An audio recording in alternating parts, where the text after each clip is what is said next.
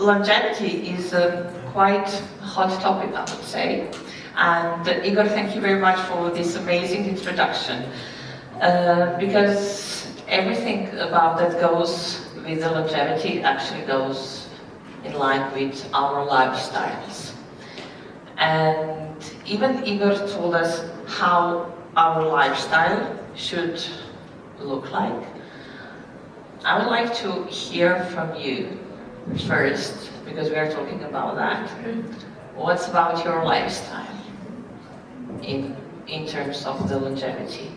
How are you following some of the, let's say, rules that helps you, and where you see the space for the improvement?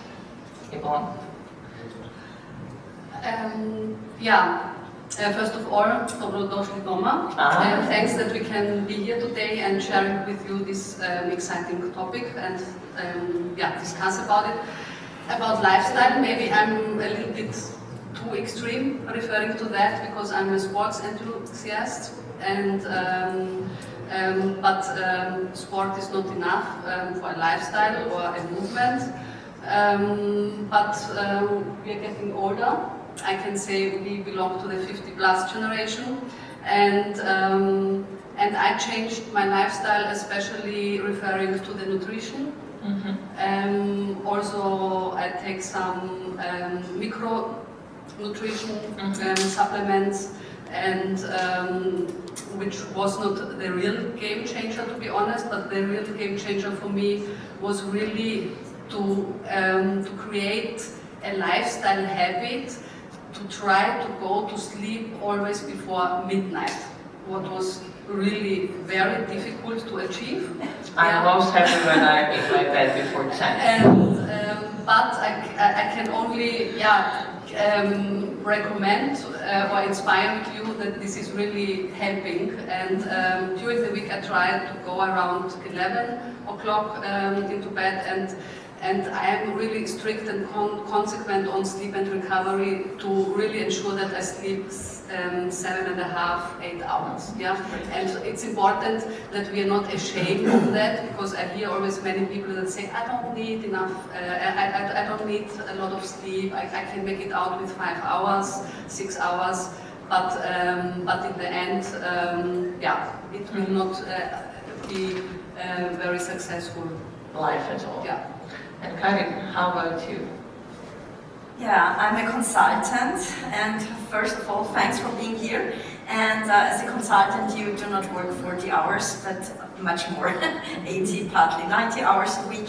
So what shocked me 2 years ago, I did a respiratory gas analysis, and it showed that I'm not that healthy that I thought I am. And figures don't lie, and based on those facts, that's also a very important part for longevity and hospitality. We need kind of to shock the people. It changed my life in that things. I'm still working hard, I'm working a lot, but I try not to go before midnight. That's not my time. I'm a night bird, but I try to sleep longer than I used to sleep. I sleep especially at the weekends very long. And I'm not shaming doing this. And of course, I'm also doing supplements. I'm doing the so-called drip bar, meaning infusions. Mm-hmm. And I'm in the mid of my 55, I can say. And I'm feeling fine, even if I'm working hard. And I'm, of course, doing sports, but there is definitely space for improvement. Mm-hmm. From my point of view. Yeah. Wow. And Ivan, or should I call you Fabrizio? Fabrizio. Yeah, at first I have to admit that I'm so impressed with the presentation that Igor gave. When we look at longevity, what he's talked about, it's the very core of longevity. And the most important thing that I would like to further emphasize, which he was saying, is the importance of having a system of your own. And I also have a little bit of a system of my own. I wake up every morning at 5. Then I have 20 minutes of workout, 20 minutes of meditation, 20 minutes of learning. So I believe that the core of longevity is based on 3 things, which is the physical part, then second is the mental part or the spiritual part, and the third is the intellectual part. So this is something that I try to do every morning, and I don't succeed every morning. I don't wake up every morning at 5. I have a small daughter, which she's 11 months old, so it has its own challenges. And I have to say, it's very discomforting. It's not easy waking up at 5 in the morning. But the funny thing is that discomfort lasts for around 2 minutes. As Igor said, try washing your face with cold water. I do something else. I just try to jump out of bed and try to do 20 push-ups and then just 20 squats. As soon as you start, sweating, your body completely changes. You can feel the satisfaction in that very moment. After that, I do 20 minutes of meditation or some breathing exercises, and then I do 20 minutes, I call it intellectual work. I'm currently studying Italian, so at 5:40 in the morning, I open up my app for Italian learning and I learn Italian for 20 minutes. And then I start my day with the hygiene, with breakfast and everything else. And also one important thing, I have a specific pill which I take every morning. It was prescribed by my doctor. It's called IDGF. I don't know if you ever heard of it. It's IDGF 500 milligrams. It's called I Don't Give Up, My doctor says, take it every morning and just say, I started my day well, and whatever happens, I don't give up. And when good things happen, it's good. When bad things happen, just say, I knew it's going to happen. And then just continue going on with your day. Amazing. And you three share that, and we are here for you. But would you mind if I share my, let's say, routine, what I do in my life? Yeah? So, every morning now for really, really quite a long time, so I don't know, maybe 3-5 years, something like that. I wake up every morning at 5:34 exactly, and then I stretch in my bed. Then I take a warm and cold shower, and before that I rub my body, and then have the shower. Then I go out of my house to the relaxation center from 6:30 to 7:30 in the morning, every single day. And during the weekend I stay at home and have that session at home. And at least once a year I go through guided detox program, and that program actually 8 years ago has helped me to become pregnant. And this is something that my family does as well, this kind of nutrition. And I'm more than happy to go to sleep before 10. Yes. May I admit something? For those that are not like Ivan or Martina, that do not have the discipline, I got a little tip for you. What I'm doing once a month or twice a month, I'm going for ice bathing. Wow. And normally I'm the thermal spa type of person, and I hated cold water, and now I love cold water. So either ice bathing, and to start, go to a cryo chamber, so minus 80 degrees is sufficient. It really does something to your body, like we heard before. And this is also something, it's taking 3 minutes inside the cold water or inside the cryo chamber, and this really pushes you. And what I can admit, Martina, twice a year I'm doing a detox, meaning eating nothing at all for 8 days. You don't see it, I know. I'm in my 55 years, so therefore the menopause is coming and the hormones are going through, but it gives you really new energy, and even if you don't eat, you have more energy. You have to try it. But, so everything what we mentioned now, it goes under, let's say, holistic longevity, more or less. But we do have this also medical part. Ivan, can you tell us something? Or no, I have a better idea. Can you play the video, please?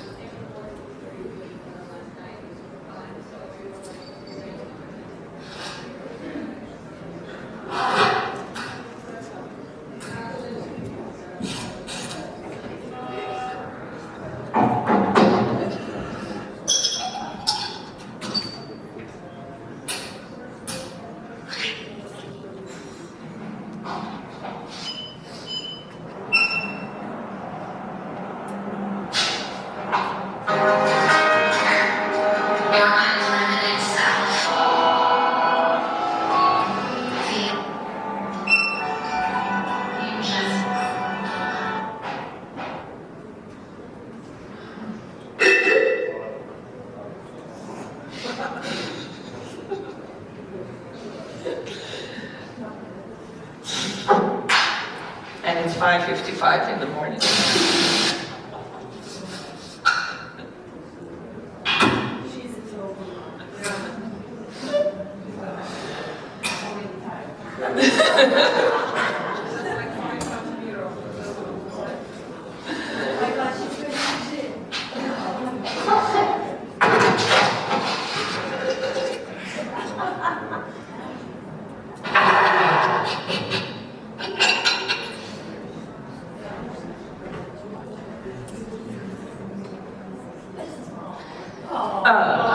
Thank you. So, Ivan, can you tell me what have we seen and what does it have in common with longevity in hospitality today? Well, we've seen a person that has a lot of free time in the morning and a lot of money, I would say. These things cost a lot of money. So, all jokes aside, so we see a person that I would say is taking care of their own body by a lot, and they have a very strict routine, obviously. I don't know if this is like an over-exaggeration of the person's routine. Let's say that that's the everyday routine. They're taking a lot of supplements, which we could see. Some of them were for the digestive system. Some, if I can remember, are also these modern things like peptides and NAD+, which are amino acids that people are more and more taking. And what does this have in common with like longevity product in hospitality? Well, why should we care about that? Yeah. If we have a hotel and would like to develop longevity? That's actually the key question. So what we see here are habits of an individual person that they can do at home.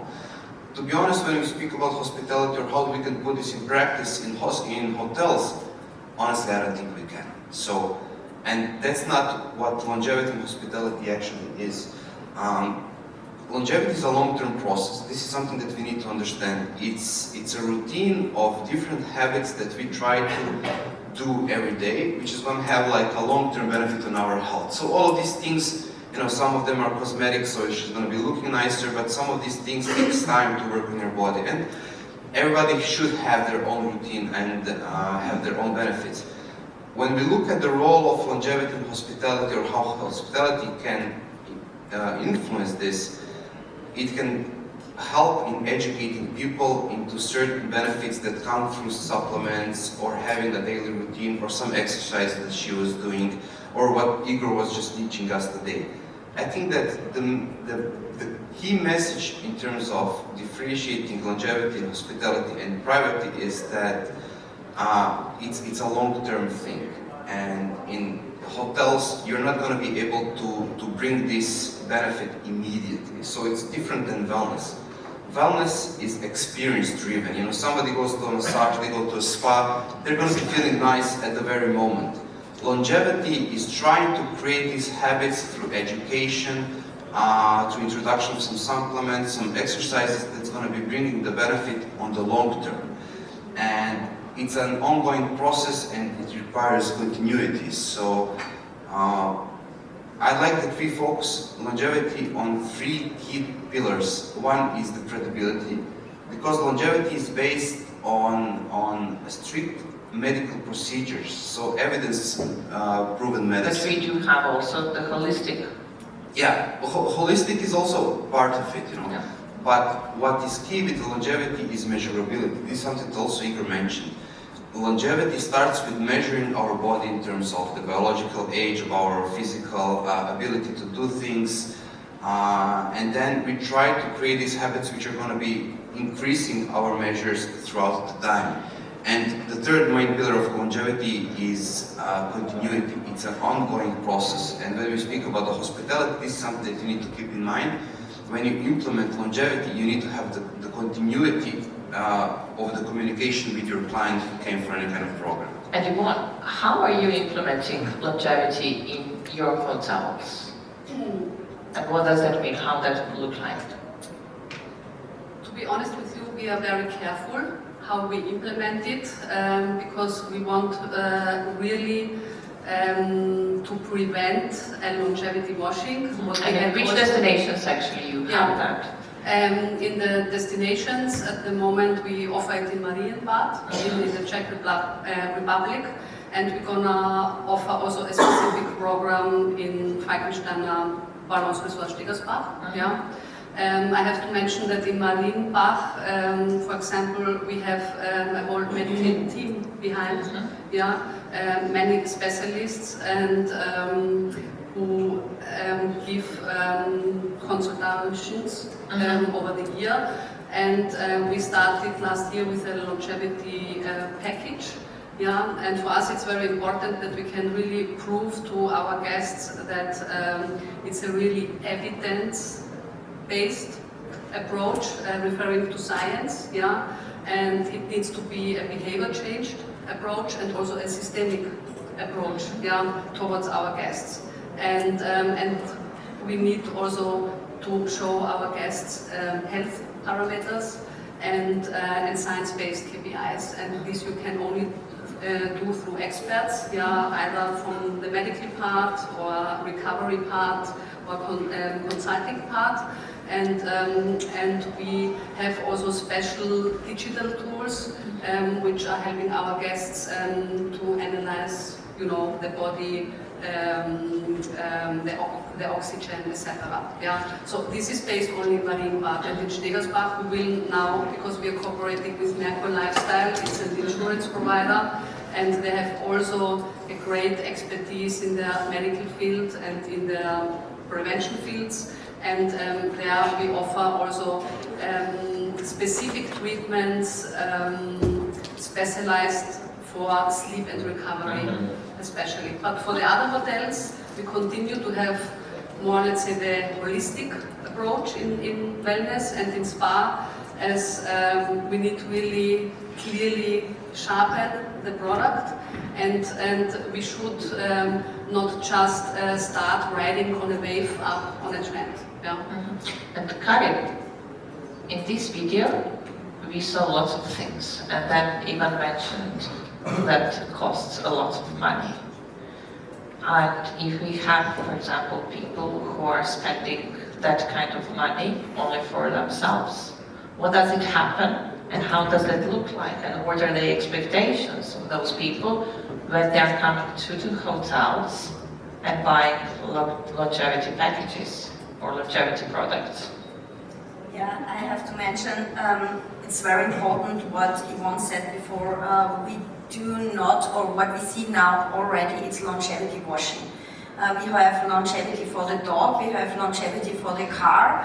It's really big nonsense, yeah. And before I answer your question, I want to state that longevity is not for every hotel fine. So you have to have a very, very good spa with very, very good therapists, and this medical part needs to be implemented as well, otherwise it's not working at all. So it throws me back a bit 15 years ago, where we had this hype with medical wellness, and who survived? It's maybe 1.5% of all of them, so it will not be totally the same, because we can implement longevity things in the process within a hotel, but what I would like to show is the pyramid. Can you maybe Can you please show the slide? This was done by Dagmar Rizzato. I'm sure some of you know. She's German. We work together we have been working together for a very long time. And here it is. So we, most of the time, can you also put inside what's written on it? Just click up. Sorry. Yeah, it's with here. all the steps. So wellness is this hardware-centered thing most of you have already. The next level. So if you really want to approach to longevity, you should go step by step and not from wellness to longevity. That's a big mistake you can do, and you will not be able to manage this. So you see the steps here. For well-being, it's already the more holistic approach, what we hear, what Falkensteiner is doing in hotels. This is fine. The next is health style. We called it health style. So it's it's more focus on application and so on, and really the master class is longevity. And if you want to go there, we heard it's a process, and also we need to teach our guests. And when you are going into this longevity approach, you should really think of a deep dive into the conceptual phase. So you need to try, or not only to try, you need to think about the concept very deeply, and also to implement packages where you have, after the guest leaves from your hotel, where you stay in touch. And especially here we have things like this respiratory measuring, the gas measuring, where they come back after 3 months. And what we see from best practice examples, we have in Germany and Austria already, partly in South Tyrol, what we see, they really come back to the same hotel. It's like when you are happy with a special doctor, you go back the second time. And does that mean, is there any chance that the clinics would like now to be the owners of the hotels? Yeah, absolutely. Absolutely. I think that the clinics are going to play a major role in terms of developing longevity or implementing longevity in hospitality in the future.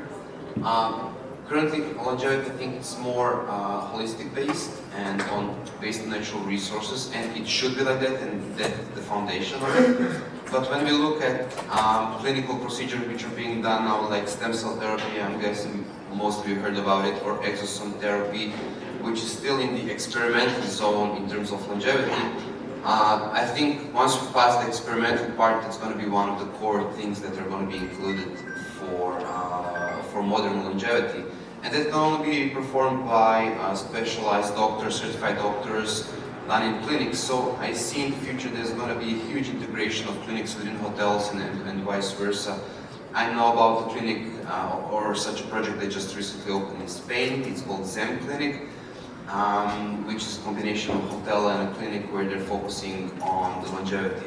Also in Croatia, we had a wonderful project last year, which was run by the Ministry of Health, where we were certifying natural healing centers that we have here, and we have really measured the benefits of climatotherapy, forest therapy, thalassotherapy, naphthalonotherapy, and we have certified such centers for natural healing because it's proven the benefit on individual people. And I think that this is going to be the future. So integrating the holistic approach, the natural resources that we have, and I think that this would be my suggestion for anybody looking into develop more into longevity. Focus first on that. So focus the authenticity that your hotel has in terms of the environment that you have, in terms of the food that you can offer, and then if you're considering longevity, slowly start considering going into this medical part and how you can implement that into your practice, and then working either with external clinics or hiring doctors of your own, and then creating separate brands between among hotels. And can you please show the next slide? That was the great introduction to actually this target group. Well, we wanted also to provide you something based on evidence, because actually in the market there are not existing any kind or not many science-based studies on that, especially because Karin and myself and for example Dagmar Rizzato were in this SPA network teamwork what we do in Europe, and we always exchange data. But there is one interesting study from McKinsey, which also should help us to think about or better support us which target we want to focus in the future, because it's all about target groups, and at the moment the millennials and the generation Z, so more the younger people, let's say, they are basically the ones who are spending the most in the wellness market, around 40%. So this is a very specific group we have to target in the future. We call them maximalized optimizers. They want to get the maximum out of their lifestyle and of their lifestyle habits. and also the confident enthusiasts, they are more fitness oriented and brand loyal. And they will be the most interesting target group in the future, despite they are only 1/3 of the population at the moment. Yeah, but we can offer, you know, many services, yeah, many kinds of treatments, but we have to think exactly which target market we want to focus. And also what is important to take in consideration, longevity, as we mentioned before, is really a long-term sustainable journey. So you cannot change anything in 1 week. And yes, it's about discipline, yeah, it's about habits, to have daily habits, yeah, but it should also make fun. It should also make somehow fun, and it should be a purpose behind. Yeah, because I'm sorry for this lady before. Yeah, I think she has neither fun nor a guarantee that she has a healthier life, because she's already stressed in the morning at 6 when she's doing her cellulite prevention. Yeah. And here we have another slide, like from the guest point of view, Karin. Yeah, I would like to mention, I mean, you can read what is the expectation you asked me yes. for. The expectation is exactly which topics does this apply to? Here, biology, exercise, body function, mental health, nutrition. Are those people willing to pay a lot of money? Yes. The answer is definitely yes, because and how much? Around 12 hotels. Yes, we have to talk about money. So is it 3, 5, 10,000 euros? I don't know. That are very good. One that is coming from the medical part is Lanzerhof. That's in the meantime not only a European role model but an international role model, but they are coming from the clinic side. And what is very important, I have to admit, when you come from the cure, from the medical part, it's much easier to implement the things inside the hotel when you come from the wellness part. So in the wellness part you have to have a special knowledge. So those things you can read it yourself. They want a change and you have to kick them in the ass. I really have to say, you have to kick them in the ass. You have to shock them with evidence-based analysis, blood analysis, respiratory gas analysis, and so on and so forth. The real age, you can see in, for example, a machine, you look inside and it's saying, okay, you are 10 years younger, 10 years older, whatever. Those things do something with you, but for those you need these experts. But what every hotel can do, we have a physical component and we have a psychology component in all that we are doing, but what we do not focus very much, also not our industry, because pharma industry wants to sell pills, and we are not talking about supplements. We are talking about real bills when people are ill, the social aspect. Every hotel, neither how many stars they have and how much knowledge, they can focus on the social aspect, because the social aspects can make fun, can make healthier, but those studies, they are almost hidden, I would say, in order that the pharma industry even makes more and more money, and the people getting more and more ill. And we need to educate them, we need to teach them, and they are willing then to pay. Now is the answer coming. In the hotels, we are working together with 800 to 1,000 euros plus, not for the stay alone, but only for the treatments a day. Yeah? And this can go up to 2,000, 2,500 when they see what it makes out of it. But you need really professionals, that's very important. And for the last question for all three of you, in one sentence, how do you see the future of longevity products in hospitality even? It's going to be more medical based, as I mentioned before, that's 100% sure. And this role of integrated modern medicine or clinical practice in the hotels, I see that being the future? Because I just quickly want to answer your question about the money and how much you charge. In clinics who work on longevity, it's charged around 20, 30, 40,000 euros for packages, and people pay that amount of money. And this is something that's going to be coming into the hotels for sure in the future. And Yvonne? I think we have a great potential, as Karin mentioned before, and this is one of our touch points. What we are focusing in our hotel group is the social community. Yeah, so all our new hotels, what we're building or opening now, yeah, they're all family hotels. Yeah, so we have committed ourselves to the family segment, and unfortunately, there is no evidence, yeah, that through a family or through friends you can also live a longer, healthier life. I mean, we all saw the Blue Zones, for example, at Netflix, yeah, which is one of the best examples, and but there. We have a huge potential in addition, of course, to the medical approach, to the prevention approach, etc., what we discussed today. Yeah? But this is the direction what we go more. And Karin, how do you see the future of longevity? Brilliant, brilliant. And the future is already here, and it depends on us, on everyone in the room, what we make out of it. Great, thank you. What I learned today is that we have the new trend that we will have new partnerships like the clinics and hospitality sectors.